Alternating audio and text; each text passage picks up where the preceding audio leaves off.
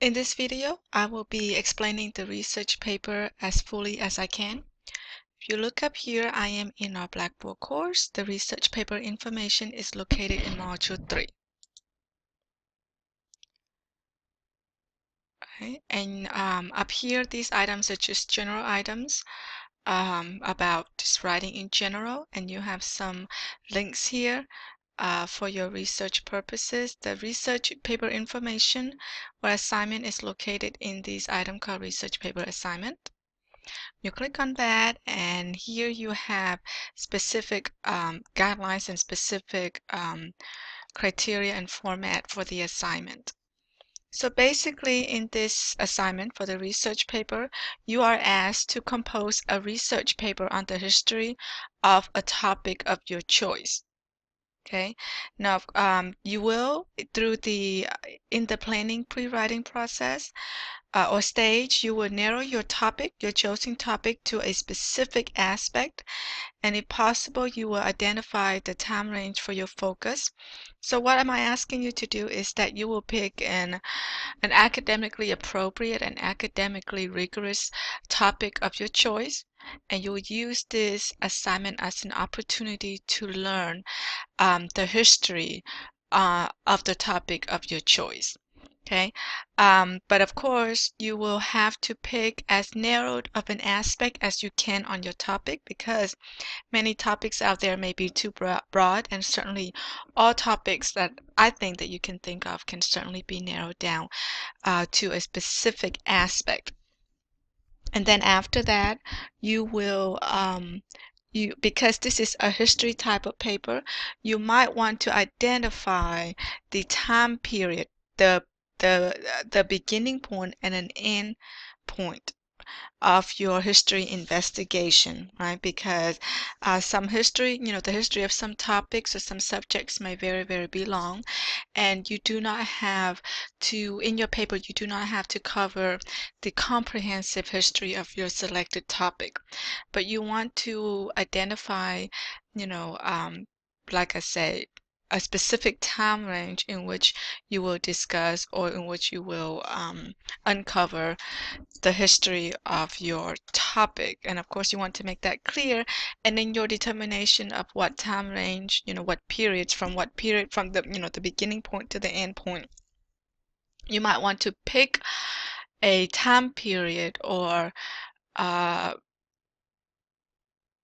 part in your topic's history that is significant. Okay, that is significant to illustrate. And then in your paper, you illustrate, the changes that your topic has gone through during this period, and what's so important about it in its evolution during this time, the time period that you've identified. Up here below the overview section, I have some samples, topics. Some of them can work. Most of them can work if you like to use any one of these, but please be aware that there are so many possible topics out there. To get to one that really is going to ignite your interest. Okay, you're gonna have to spend some time in looking around and asking questions and opening yourself to being inspired. But anyway, some of these examples work. Remember, I said that your topic must be academically appropriate and rigorous. Okay, so I certainly do not want you to pick something silly.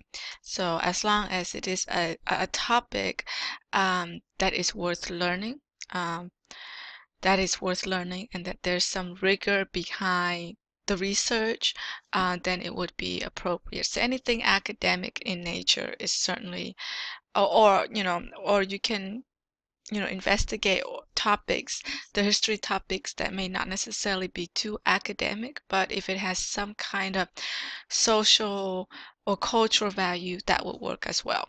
All right, so some examples I have here are chocolate, right? If you really like chocolate, perhaps you can put, an academic perspective on this topic by investigating, perhaps not only just the history of, you know, milk chocolate, you can divide this into so many subtopics or many different aspects. But chocolate, as it is very broad. So in your narrowing process, you have to ask, all right, so what are some relevant topics or subtopics surrounding chocolate?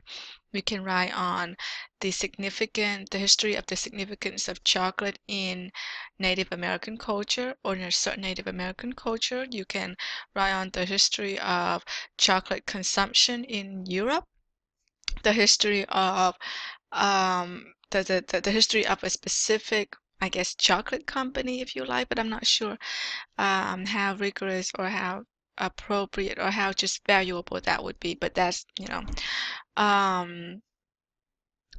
can write about the history of chocolate making or the history of solid chocolate, okay, or anything like that, okay, would be narrowed enough.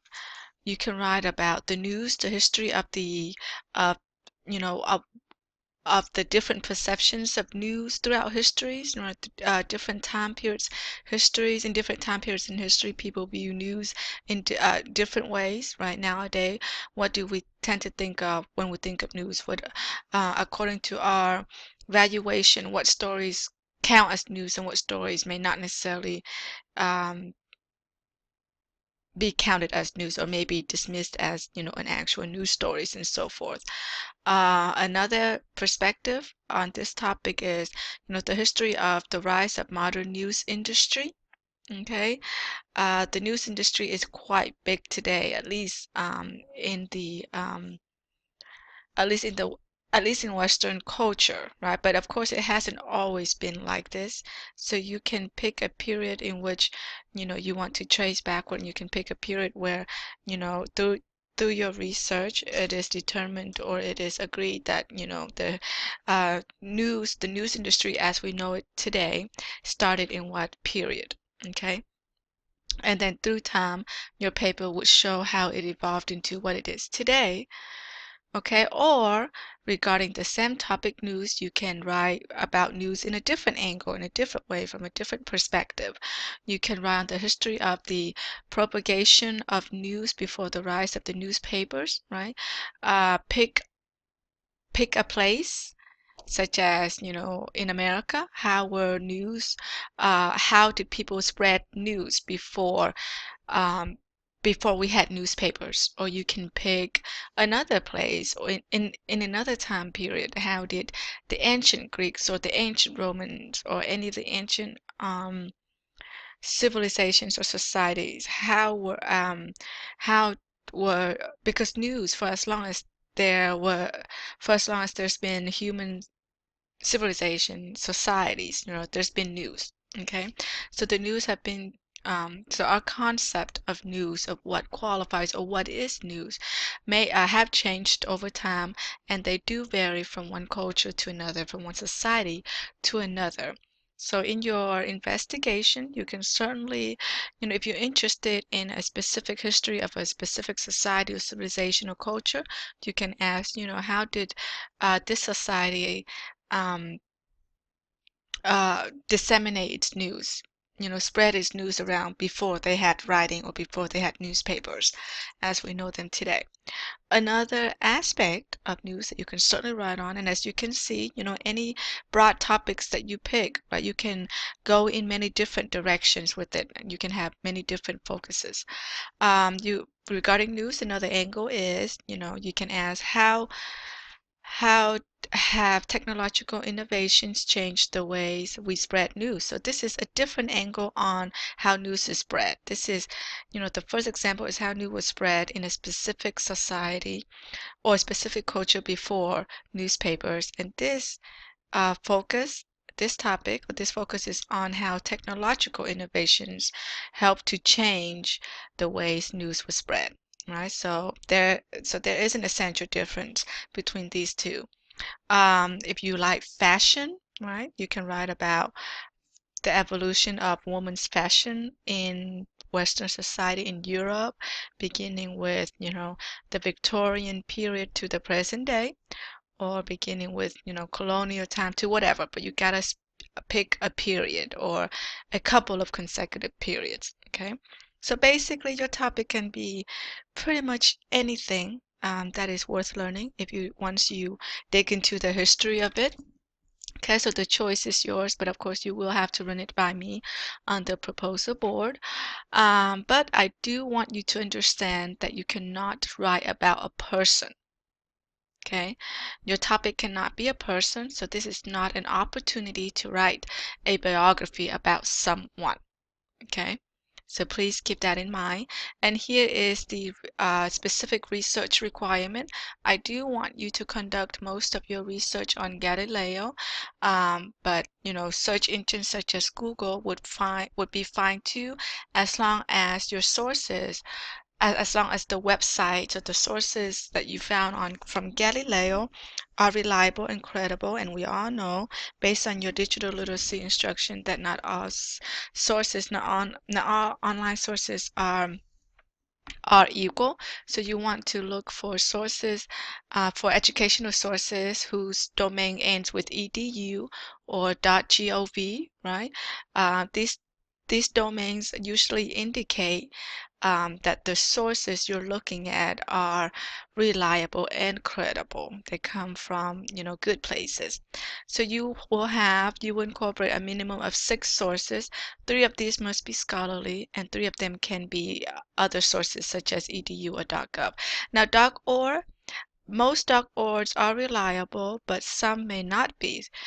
.org sites are nonprofit organizations, so like I said, for the most part, they are pretty reliable, but of course there are exceptions, to this general rule. And one exception is, of course, Wikipedia. Now, Wikipedia can yield valuable information, but the reason that in academia we tend to caution students from using it because it is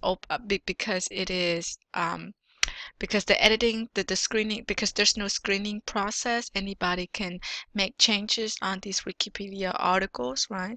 So that kind of access to content publication is questionable and should make you become more, should make you to proceed with more caution, right? Remember the 20% rule. Remember that each and every time you cite a source, you take any ideas or information from any of the sources that you use, you must cite it in the text and you must have works cited page. Of course, the style that you use is MLA style.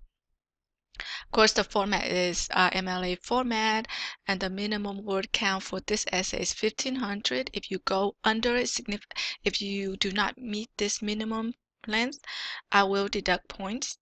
If you turn in a history of something paper that is only approximately half of this length, you will not pass.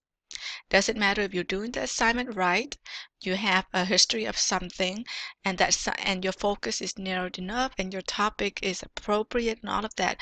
But if you fail to meet the minimum length, you will not pass. I mean, if you only meet approximately half of the minimum length, you will only get half of the total credit. Okay, and this assignment is worth 20% of your final grade.